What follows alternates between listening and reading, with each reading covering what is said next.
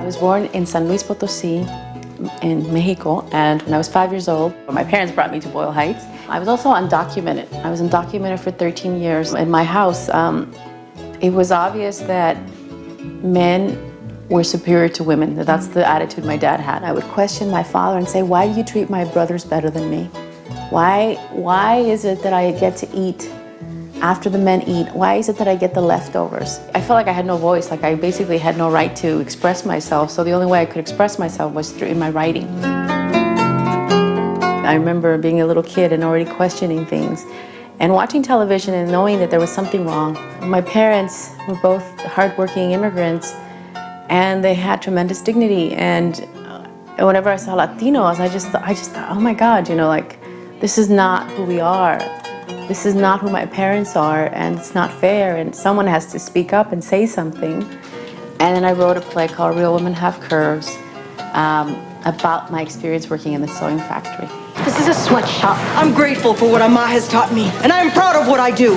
Cosa. Real Women Have Curves is a celebration of all women, but it really is a celebration of the human spirit. You're overweight too! And I think when people watched it, they didn't see a story about a Latina girl. They saw themselves. They saw how anyone can be underestimated because of what they look like, and especially women. Lose weight. This is who we are, Mama. I write about women like me who are extraordinary, who are outspoken, who are articulate, and yet who are, you know, immigrants and very proud of being Latina, who grew up working class. Every woman I come across, I want to empower her in some way. When I write, I can completely connect with any character and extract their humanity. Real Women Have Curves. This was my first movie produced, but I've written at least 10 screenplays. And I've written about 8 plays, and I've written 1 novel. I'm the founder of a theater in Boyle Heights where I teach screenwriting and playwriting. I want to teach and I want to share what I've learned. And so I started this theater because I wanted to give opportunities to other young writers. And then also to have teatro in the barrio and to have people go, oh my God, you know, we don't have to go so far, it's in our neighborhood. I get all these awards, I've accomplished a lot, I've studied so much. But on the other hand, I've been divorced 3 times, I've filed for bankruptcy. I've had all the extremes of like, oh my God, like failures, you know?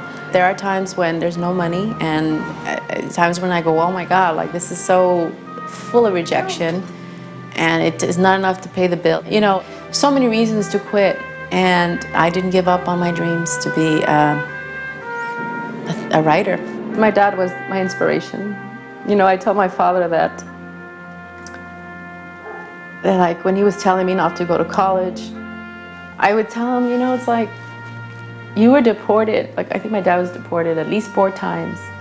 Why didn't you give up? And my dad said, you know, I just couldn't, because I knew I had all of you depending on me. And that was not an option. And I said, well, Dad, don't you see that what I'm trying to do, that you fought for this privilege of me fighting for this? Then when I think about the way Latinos are portrayed, especially when immigrants are blamed for all these horrible things, I think about your life and I think about how hard you worked. And I fight for this in your name. And the person, you know, and I know I don't give up because the tenacity it has taken to do this comes from you.